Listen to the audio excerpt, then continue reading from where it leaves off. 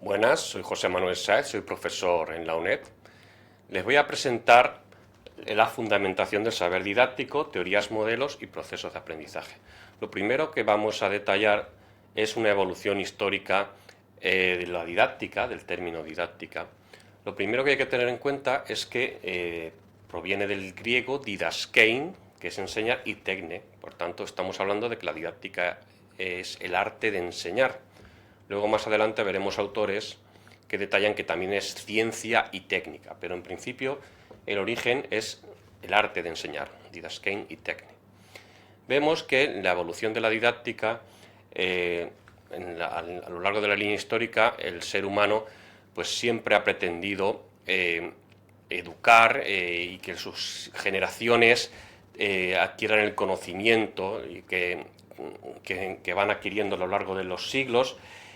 Pero de manera consciente, la primera vez que se realizó esto fue con los griegos, con la paideia, esa idea de educación que tiene esa búsqueda de la verdad, la filosofía, la música, todo eso, la oratoria. Por tanto, ese principio de paideia fue el inicio de manera consciente de que las jóvenes generaciones pues adquirieran los valores y la educación de sus antecesores. Con la influencia de los romanos, del mundo griego, tenemos a Cicerón y su Tratado de Oratore, muy centrado en que el individuo, el ciudadano romano, adquiere unas habilidades de expresión oral, una comunicación muy importantes para el ciudadano romano. El primero que destaca el término didáctica es Ratke en su Methodus Didactica, aunque quien realmente lo acuña es Comenio. Comenio en el 1640 tiene la obra, destaca la obra Didactica Magna. Es una obra de carácter universal que pretende enseñar de todo a todos y con esa idea de Pansophy, Pampedia, sabiduría universal y educación universal. Vemos que hay otra corriente basada en estudios curriculares, y ahí vemos a Morhow, a Bobbitt a principios del siglo XX, y en definitiva podemos decir que hay una bifurcación, dos corrientes, una orientada a la didáctica en Europa, Centro Europa, influenciado Francia, España, países nórdicos, y estudios curriculares para los anglosajones, Reino Unido, Estados Unidos, que además tienen mucha influencia en el mundo académico hoy en día. Por tanto, es importante ver que existen esas dos corrientes que veremos más detalle a continuación. Posteriormente, Herbart destacaba la planificación de la enseñanza, esa forma natural de enseñar, hará hincapié en la instrucción también y en una serie de elementos fundamentales y esa vinculación de la normativa con la práctica real. A principios del siglo XX aparece la teoría activista de la escuela nueva, con autores tan importantes como Montessori, John Dewey, Kilpatrick, de Crowley, Ferrier, Freinet. Por tanto, son autores muy importantes, Kensteiner y otros. En definitiva, la visión de esta teoría activista se realiza en contraposición o reaccionando a la escuela tradicional. Se busca un planteamiento activo, que el alumno es autónomo, hace cosas, se mantiene trabajando, con esa visión integrada, interactiva. En definitiva, es una corriente muy importante que ha influido mucho a lo largo de las décadas. Y vemos también a Klafki, que empezó con Weniger alrededor del 30, pero bueno, Klafki es el autor más representativo de la hermenéutica, de esa comprensión de los fenómenos educativos, que también ha tenido mucha influencia. Y por último, la psicología de la educación, que también ha tenido varias corrientes importantes, como el conductismo, el cognitivismo y el constructivismo, que pues tienen una influencia muy importante en cómo se lleva a cabo el aprendizaje con autores como Ausubel, Piaget, Vygotsky. En definitiva, vemos que la importancia del término didáctica pues tiene aquí su origen, y quien lo acuña, que es Comenio, en su obra Didactica Magna, con ese ideal universal, omnis omnia docere, ese enseñar de todo a todos, ese planteamiento universal humanista y por supuesto con esa sabiduría universal y educación universal. Vemos también que destaca unos términos de simultaneidad, aprender todos a la vez, de gradualidad, que hace sentido común, de lo sencillo a lo complejo, y de alianza, es decir, colaboración entre los agentes, ya sean padres, educadores, por tanto, tenemos ahí unos elementos que destaca el propio Comenius ya en el 1640. Por otra parte, vemos que hemos hablado de que la didáctica es el arte de enseñar, pero autores como Escudero en esta definición destaca que la didáctica es una ciencia de la educación que pretende estudiar los procesos de enseñanza-aprendizaje. Es algo que veremos un denominador común en todas o casi todas las definiciones de didáctica. El objeto de estudio de la didáctica son los procesos de enseñanza-aprendizaje. Tiene una vinculación teórico-práctica y hay que destacar una didáctica general, que se basa en elementos generales, cualquier contenido o sujeto o recursos, y una didáctica especial que se refiere a áreas o disciplinas diferentes, puede ser didáctica de las matemáticas o didáctica de las ciencias sociales. En definitiva, se distinguen estos dos tipos de didáctica. Quiero destacar también a Herbart, que nos detallaba una forma de enseñar teniendo en cuenta el contenido. Por tanto, destaca los niveles de gobierno, disciplina, instrucción, relacionando la instrucción que educación por contenido. Por tanto, ahí Herbart dio un avance, una visión de lo que es la educación y, bueno, pues la extrae la didáctica de la teoría educativa general y tuvo éxito en lo que es la elaboración de planes estatales y reduciendo la brecha entre legislación y práctica real. No fue Herbart, sino sus sucesores realmente quien más se centraron en esto, pero hubo ahí una vinculación que también fue beneficiosa.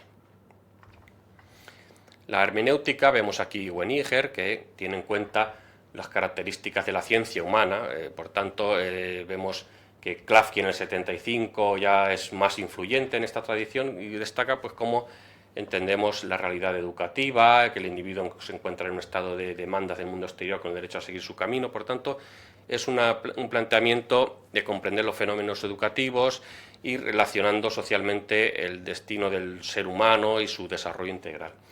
Luego, la Escuela de Frankfurt, que tiene una visión más crítica, más reflexiva, que se cuestiona el porqué, con esa emancipación, autonomía, está dentro de una didáctica, podríamos decir, con un paradigma sociocrítico, pues tiene esa visión, digamos, con estas cuestiones que tuvo una vinculación también con la hermenéutica en determinados momentos. Y luego vemos la Escuela Nueva, por supuesto, que tiene esa influencia de escuela activa de Dewey, todos los autores Montessori con esa autonomía del estudiante y otros autores que buscan esos enfoques activos, y la sociología de la educación, que explica a través de distintas teorías cómo aprendemos, que es muy importante también en las ciencias de la educación.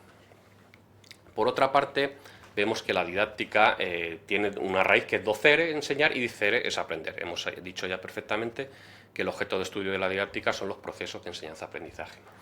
Lo que ocurre es que debemos considerar y tener muy en cuenta que por mucho que tengamos una enseñanza muy bien diseñada y planificada, si resulta que el estudiante no aprende, es decir, si no se produce un buen aprendizaje, estamos realizando, diseñando una práctica estéril. Lo importante realmente es que el alumno aprenda. Por tanto, debemos conocer los conocimientos, tener en cuenta los conocimientos previos del alumno, conocer en qué circunstancias tengo a mis estudiantes y a partir de ahí adaptar todos los procesos con una enseñanza individualizada, personalizada. Por tanto, y luego pues hay que tener en cuenta la teoría del aprendizaje significativo, que tiene en cuenta esos conocimientos previos y esa relación no arbitraria y sustancial que se produce en los distintos elementos que destaca esa interacción sujeto-objeto o esa asimilación, acomodación y equilibrio. Viendo una clasificación de la didáctica en las ciencias de la educación, destacamos 4 categorías. Primero, unas ciencias fundamentadoras, pues tenemos filosofía, sociología, economía, antropología y psicología de la educación. Estas son ciencias que ayudan, que fundamentan en las ciencias de la educación. Sobre todo la psicología, ya hemos dicho que tiene mucha influencia por todas las teorías que he comentado que se centran en el aprendizaje. Por otra parte, tenemos una visión síncrona y asíncrona. Síncrona es la educación comparada, los comparatistas. Pues tenemos ahí una serie de estudiosos que destacan los distintos sistemas educativos. Por ejemplo, el informe PISA, el TALIS y otros destacan esa comparación entre sistemas educativos. Bueno, pues todo esto es importante desde el punto de vista síncrono. y desde el punto de vista síncrono la historia de la educación, que nos permite ver la evolución a lo largo del tiempo, desde Rousseau, Pestalozzi y otros autores, hasta hoy en día pues tenemos ahí una visión importante. En la pedagogía general tenemos la teoría de la educación, pedagogía diferencial, pedagogía experimental y social. Y por último, la pedagogía aplicada, que realmente es la que más nos interesa a nosotros, que tiene varios elementos. Uno de ellos es la organización educativa, la organización escolar, todo lo que son los estilos de liderazgo, órganos de gobierno, toda la organización, documentos programáticos, todo lo que tiene que ver con esto. Luego la tecnología educativa, que son las TIC, los medios y recursos que facilitan, motivan y mejoran los procesos de aprendizaje. La orientación educativa y la educación especial, que se centran en unos con necesidades educativas específicas de apoyo educativo. Por tanto, tenemos ahí unas disciplinas especiales y esenciales. Y por último, dentro de la pedagogía aplicada tenemos la didáctica. Como hemos dicho, la ciencia, arte o técnica que estudia los procesos de enseñanza-aprendizaje con una visión transformadora, sociocomunicativa y que permite, por supuesto, una mejora continua. Según distintos autores, ya vemos que Rodríguez Dieguez destaca la didáctica como ciencia y técnica de la instrucción educativa. Ya no solo es arte, sino ciencia y técnica. Jiménez, Sacristán y Escudero también la consideran una ciencia que guía y comprende el aprendizaje. Y luego tenemos a Chong, que destaca una definición curiosa, que el didáctica es un práctico reflexivo en constante mejora continua. Esto también es esencial. Y por último, una definición de Medina y Mata, que más completa, que nos dice que la didáctica es una disciplina de naturaleza pedagógica, ya la hemos visto clasificada en las ciencias de la educación como pedagogía aplicada, y la pedagogía como ciencia que se encarga de estudiar el saber humano, pues ahí la tenemos encuadrada en esas ciencias de la educación como pedagogía aplicada, que se orienta por finalidades educativas y comprometida con la mejora de los seres humanos, de ahí viene el carácter humanista, mediante la comprensión y transformación permanente de los procesos sociocomunicativos. Por tanto, esa didáctica transformadora pues está aquí en esta definición, y el enfoque sociocomunicativo fundamental, que veremos también un modelo a continuación. Y la adaptación y desarrollo apropiado del proceso de enseñanza-aprendizaje. Como ya les he dicho, el objeto de estudio de la didáctica son los procesos de enseñanza-aprendizaje. Lo tenemos en esta definición claramente delimitado. Como han visto antes, en la línea histórica destacaba dos corrientes, una de Comenius o Comenio, en 1640 con la didáctica magna, que es la didáctica tradicional, y los estudios curriculares anglosajones. En didactic, como palabra clave o término en el mundo anglosajón, o no existe o tiene un carácter más bien negativo. Podemos decir que esto a lo largo de los siglos ha ido evolucionando. Podemos decir que a finales del siglo XIX, principios del XX, incluso en Estados Unidos había cátedras orientadas a la didáctica, estaba ganando fuerza el término de didáctica en el mundo anglosajón. Sin embargo, al llegar la Primera y la Segunda Guerra Mundial, todo lo alemán, y el término didáctica viene de la zona centroeuropea, se devalúa y decae el término. Por tanto, podemos decir que estas dos corrientes anglosajonas, esta vía anglosajona con estudios curriculares de Bobbitt y la visión de Comenio con la visión de didáctica, pues se mantienen como dos líneas dispares, diferentes, aunque a veces hay nexos comunicantes, y en distintos momentos pues ha habido más auge de un término y otro, ha resurgido más. En los 80 el término didáctica tuvo también un auge interesante, aunque luego pues todo se va desarrollando desde el punto de vista internacional en función de los distintos contextos. Vemos que la profesora Sevillano destaca esa didáctica para el siglo XXI, esa visión constructivista, activa del estudiante, donde el proceso de aprendizaje es un planteamiento interesante, activo, interactivo, dinámico para el estudiante, en consonancia con los planteamientos activos de la teoría activista de la Escuela Nueva y del propio John Dewey, que destacaba en sus teorías esa importancia de esa escuela activa. Es el eje fundamental de su obra en lo pedagógico, es la escuela activa, que el estudiante haga cosas, que es un aprendizaje experiencial, manipulando, haciendo cosas. Aunque John Dewey destacaba también otras ideas, como por ejemplo las reflexiones en una sociedad democrática, también destacaba ese empuje reflexivo, también destacaba la importancia de la interactividad y la interacción, así como la interdisciplinariedad, también lo destacaba Dewey. Pero quedémonos con la parte de escuela activa, que desde la visión constructivista de la profesora Sevillano y las teorías constructivistas de distintos autores destacan la importancia de que tiene para los estudiantes mantenerse activos trabajando, y es el planteamiento más eficaz y en contraposición de una teoría tradicional donde el alumno se mantiene pasivo, obediente y simplemente recibiendo instrucciones del docente. Por tanto, esta es una visión que no es nueva, no es nada innovador, ya hablamos de que son visiones de la teoría activista de hace ya muchos años, de hace un siglo, y la visión constructivista también es una corriente de hace muchísimos años, de muchas décadas. Pero esta es la visión que tiene como eje fundamental el learning by doing, y que el alumno aprenda haciendo, que haga cosas, que se mantenga activo, y es un logro todavía pendiente y que se busca potenciar, porque la permanencia y la persistencia de enfoques tradicionales y la lección magistral sigue presente, en mi opinión. Vamos a unos modelos y métodos. En principio vamos a ver la estructura de paradigma, teoría, modelo y método. Paradigma es más general, y conforme avanzamos a la teoría es más concreto, modelo todavía más concreto, y el método lo más concreto y ajustado a lo que se hace.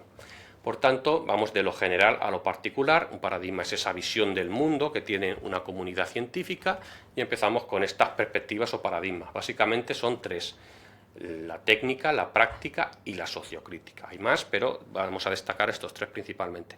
Ya decimos que unas perspectivas o paradigmas es una visión que tiene una comunidad científica, una visión general y que comparten un grupo de personas. Por tanto, los que comparten esta visión técnica, este paradigma o perspectiva técnico, pues tiene un carácter racional, cientifista, que en definitiva con un enfoque cuantitativo que busca datos, generalización, fenómenos observables. Bueno, pues tiene esa ventaja de que es objetivo, hay una cierta objetividad, pero toda esta generalización y enfoque cuantitativo hace que sea reduccionista, instrumentalista y normativa, y que no se puede generalizar para todos los casos. Las realidades socioeducativas son muy complejas para entrar en una perspectiva técnica. Por tanto, tiene sus ventajas, pero tiene sus elementos para criticar. Y efectivamente, los que critican en la perspectiva técnica son sobre todo el grupo de pensadores y la comunidad científica que se centra en la perspectiva práctica o paradigma práctico, que es hermenéutico fenomenológico, naturalista, pretende comprender la realidad educativa, lo que ocurre realmente en las aulas. Tiene la característica de que es subjetivo, hay una intersubjetividad, y también potencia la interdisciplinariedad. En definitiva, lo que se pretende es comprender lo que ocurre en el aula, más que buscar datos cuantitativos o buscar generalizaciones. Y por último, el enfoque sociocrítico tiene un carácter ya ideológico, de emancipación, buscar el espíritu, sentido crítico, critical thinking skills, habilidad de pensamiento crítico y un papel activo del alumno. También su planteamiento investigador es la investigación-acción, es su eje para investigar, y en definitiva un componente ideológico relacionado con los valores, emancipación, que permite una reflexión constante y un papel activo también del alumno. Concretamos en las teorías, que son fenómenos que se explican en leyes. Vemos que destacamos aquí 4: tradicional, activista, humanista y transdisciplinariedad. Perdón, son leyes que se concretan en fenómenos. Y vemos la tradicional, que es la primera de todas, muy fácil de entender. El maestro es la base, se trabaja todo del libro, el conocimiento lo tiene el docente por tanto tiene el saber, y se sobreestima la capacidad del docente. El docente tiene todo el conocimiento, mientras que el alumno no tiene ningún conocimiento. El alumno, pues, se infravalora la capacidad del alumno, él no es capaz de hacer nada, por tanto lo que tiene que hacer es escuchar, obedecer, y el contenido está todo en el libro, no salimos de ahí. Una transmisión unidireccional y verbal para todos igual, no se atiende a la diversidad, y luego se resiste a la innovación. Eso de la innovación suena muy extraño para un enfoque tradicional. Lo mejor es hacer lo que se ha hecho toda la vida. Esto nuevo que viene aquí, estas cosas nuevas, no nos interesan. El que mantiene un enfoque tradicional, pues tiene esa resistencia a la innovación. La teoría activista de la escuela nueva, que ya hemos destacado autores como Dewey, Kensteiner, Clara Pade, Ferrier, Freinet, ya hemos dicho muchos autores, Montessori, vemos que destacan ese enfoque experiencial, necesidades e intereses, y que el alumno se mantenga activo, que sea autónomo, que haga las cosas, que no necesite siempre ayuda, sino en determinados momentos, con un docente como facilitador que le permita trabajar, pero también mantenerse activo y trabajando.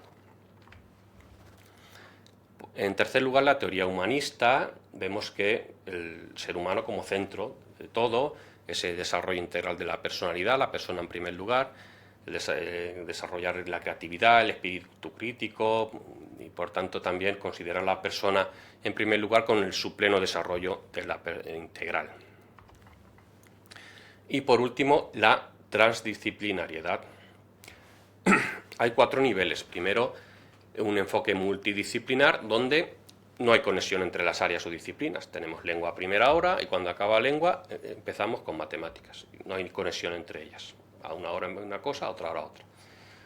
Luego hay un segundo nivel que hay conexiones entre áreas o asignaturas. Por ejemplo, la física y la química tienen mucha relación, la geografía y la historia, la lengua y la literatura. Hay varias disciplinas que están de por sí ya conectadas. El tercer enfoque es el enfoque interdisciplinar, el tercer nivel, en el que aquí ya partimos de un eje y a partir de ese eje pues trabajamos áreas y asignaturas interconectadas entre sí. Entonces, a través del método de proyectos de Kilpatrick, que ahora se denomina más aprendizaje basado en proyectos, o a través de los centros de interés de Crowley o cualquier otro método, se pretende que haya interconexión entre los distintos elementos y contenidos de las áreas o asignaturas.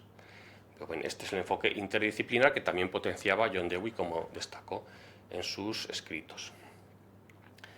Y por último, un cuarto nivel superior sería la transdisciplinaridad, donde ni siquiera se tiene en cuenta áreas y asignaturas, sino el conocimiento de forma integrada y global.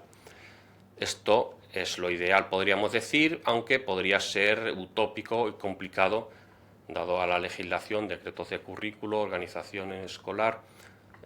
Yo personalmente nunca he visto un planteamiento así en los años que llevo en la docencia, pero bueno, es un planteamiento que tenemos aquí como un último nivel. Pasamos y concretamos a los modelos didácticos. Un modelo es una representación abstracta de la realidad a través de relaciones entre sí, entre distintos elementos, esquemas conceptuales, y un modelo didáctico se refiere a los procesos de enseñanza-aprendizaje. Por tanto, es maneras de explicar la realidad en relación a los procesos de enseñanza-aprendizaje. Y vamos a destacar aquí 5 modelos que ven en la diapositiva: el tradicional, tecnológico, comunicativo, constructivista y colaborativo. Antes de empezar con estos 5 modelos que les detallamos, quiero detallar primero el triángulo didáctico de Kundli, que posiblemente es el modelo más internacional y conocido. Y es muy sencillo. Vemos ahí en un triángulo 3 elementos fundamentales: el alumno, el docente y la materia. Está claro que son los 3 elementos, los 3 protagonistas del proceso didáctico. Cuando el docente se relaciona o se dirige a la materia, se centra en la materia, es una dimensión constitutiva doctrinaria. Por tanto, el docente tiene un buen conocimiento de la materia. Si el docente se dirige hacia la materia y al alumno, es decir, al lado de la intersección entre materia y alumno, es una dimensión mayéutica. Por tanto, se tiene en cuenta la enseñanza, los conocimientos, pero también las necesidades de los estudiantes. Y si el docente se dirige hacia el alumno, tiene una dirección hacia el alumno, es una dimensión ética donde las intenciones e interacciones del alumno son lo fundamental. Por tanto, a la hora de destacar este triángulo didáctico hay que tener en cuenta esas relaciones, sobre todo partiendo del docente. Y vamos ya con los 5 modelos didácticos que les hemos destacado anteriormente en la diapositiva, estos 5, empezando por el tradicional transmisivo, que viene de la teoría tradicional que les acabo de explicar: enseñanza directa, repetitiva, resistente a la innovación, la transmisión para todos exactamente igual, el libro es en el libro es donde está el saber, y el maestro es el que tiene el saber y por tanto el que simplemente escuchar y obedecer. Ese es el planteamiento tradicional. El tecnológico, que tuvo su fascinación en los 60 con la tecnología, muy orientado al conductismo, con el estímulo-respuesta, con todos los Computer Assisted Instruction, enseñanza asistida por ordenador, la enseñanza programada, lineal y ramificada, en definitiva unos planteamientos que buscaban la eficiencia y la eficacia con preguntas-respuestas, y si te equivocabas te ibas para otro camino, o, bueno, en definitiva estos planteamientos buscaban esa eficiencia y eficacia, pero tenían problema de ser aburridos, monótonos, repetitivos. Los medios no son un fin, pero tienen capacidad transmisiva. En definitiva, esa vinculación de los medios tecnológicos con este planteamiento conductista, con enseñanza asistida, pues fue un modelo que tuvo su auge, pero aunque hoy en día no está muy en praxis actualmente. Vemos el modelo comunicativo, que destaca que comunicar es, bueno, pues emisor, receptor, mensaje y canales, esos son los planteamientos básicos, y en función de cómo comunicamos o cómo transmitimos información, pues se lleva a cabo un proceso didáctico de un modo o de otro. Por tanto, hay una información, un mensaje unidireccional cuando hay una lección magistral en una sola dirección, o interactivo si hacemos preguntas, intercambio de roles, un método socrático con muchas interacciones. En definitiva, en función de cómo planteemos la comunicación en el aula, tenemos un acto didáctico diferente y es fundamental tenerlo en cuenta. Luego el modelo constructivista se basa en la teoría constructivista, en el aprendizaje, que considera significados a partir de experiencias. Es la interacción sujeto-objeto, asimilación, acomodación, equilibrio, o si queremos la zona de desarrollo potencial próximo de Vygotsky. Por tanto, tenemos en cuenta esa vinculación sujeto-objeto, ya que el constructivismo tiene en cuenta esos dos elementos: el sujeto, mis procesos mentales propios, y el objeto, que en el mundo, en la experiencia, en el ambiente. Por tanto, esa interacción es donde se produce el aprendizaje, partiendo de mis conocimientos previos y modificando mis esquemas innatos. Ahí es donde está el modelo constructivista. Y el colaborativo pues tiene unas grandes ventajas, que se opone a la competitividad, se trabaja en grupo, permite esa interacción, esa ventaja de comunicarse con participantes que trabajan juntos y tienen un éxito y una empatía. Tiene muchas ventajas, sobre todo esas interacciones, y tiene algunos elementos a tener en cuenta: ese liderazgo, responsabilidad individual, interdependencia positiva. Todos estos elementos que se llevan a cabo cuando se trabaja de manera colaborativa o cooperativa, dependiendo. Hay autores muy importantes como Cosinet, Pujolas, los hermanos Johnson, Kagan, Aronson con su puzzle. En definitiva, hay muchos autores, aunque hay que tener en cuenta que es un planteamiento muy enriquecedor por las interacciones que se producen, pero muy problemático por lo difícil que es diseñar actividades colaborativas y por la cantidad de problemas que puede haber: hiperlíderes, tímidos que no participan, problemas en los grupos, se reparten el trabajo para hacer menos. Por tanto, es un planteamiento muy interesante y muy positivo si se hace bien, pero que tiene muchísimas dificultades, y el docente tiene que tener muy buena formación para aplicar este planteamiento y que tenga éxito. Pasamos al aprendizaje rápidamente. Vemos en esta diapositiva que es un planteamiento efectivo cuando partimos de las necesidades de los alumnos, de su situación, teniendo en cuenta las teorías de la psicología de la educación. Y en definitiva podemos decir que hay unos condicionantes y unos tipos de aprendizaje. El proceso de asimilar información con cambio resultante en el comportamiento es el aprendizaje y tiene estos elementos. Vemos fundamentalmente muchos tipos de aprendizaje en función de si es formal, no formal e informal. Vemos si es tangencial, si le ocurre de una manera que no esperábamos y de repente aprendemos algo, activo, síncrono, asíncrono. Puede ser e-learning, mejorada con la tecnología, en función de las tecnologías, aunque nos vamos a quedar con el aprendizaje significativo versus el memorístico. El memorístico es mecánico, ¿no? Simplemente es memorizar y se olvida rápidamente. Y el significativo, partiendo de la teoría de Ausubel, pues vamos a leer la gran frase que nos dejó como legado David Ausubel. Si tuviese que reducir toda la psicología educativa a un solo principio, enunciaría este: el factor más importante que influye en el aprendizaje es lo que el alumno ya sabe, averígüese esto y enséñese consecuentemente. De ahí viene que David Alsube le daba una importancia muy esencial a los conocimientos previos, lo que el alumno ya sabe. Esto lo dijo en una entrevista, le preguntaron qué destacaría usted y destacó esto. Y efectivamente, partir de lo que conoce el alumno, sus conocimientos previos, y a partir de ahí ya podemos enlazar, se produce esa relación de los elementos de forma no arbitraria y sustancial, y así se interrelacionan los distintos elementos, de manera que se produce una interacción en los conocimientos relevantes y la estructura cognitiva con las nuevas informaciones, siendo coherente con el constructivismo, con esa interacción sujeto-objeto, que es lo que se pretende con este planteamiento. Por tanto, es fundamental para nosotros tener en cuenta el aprendizaje desde esta visión. Y por último, recordarles las teorías del aprendizaje, el conductismo, cognitivismo y constructivismo, fundamentales a tener en cuenta. Ya hemos hablado bastante sobre todo del constructivismo. Y por último, en la parte derecha, otra clasificación de Medina y Mata, que destacan otros modelos diferentes para que los tengan en cuenta, y sobre todo por el interés que tienen, y ven en primer lugar el modelo socrático, que nos viene evidentemente de Sócrates, cuando en el ágora, en la plaza, debatía con toda clase de personas, con esclavos, con nobles, con soldados, y ahí, a partir de unas preguntas, respuestas, razonamientos, hacía que aflorara la verdad, que esa persona por sí misma se diera cuenta y destacara y progresara. Ese modelo, pues desde el punto de vista educativo, es interesante, es difícil de hacer, pero si se hace bien, esa comunicación es muy rica e interactiva. También destaca Medina el activo situado, Medina y Titone, con reciprocidad entre docente y estudiante, implicación del alumnado. Sigue la línea de John Dewey, de la teoría activista, que se mantenga activo el alumno, también con enfoque situado en el contexto, conociendo las distintas circunstancias.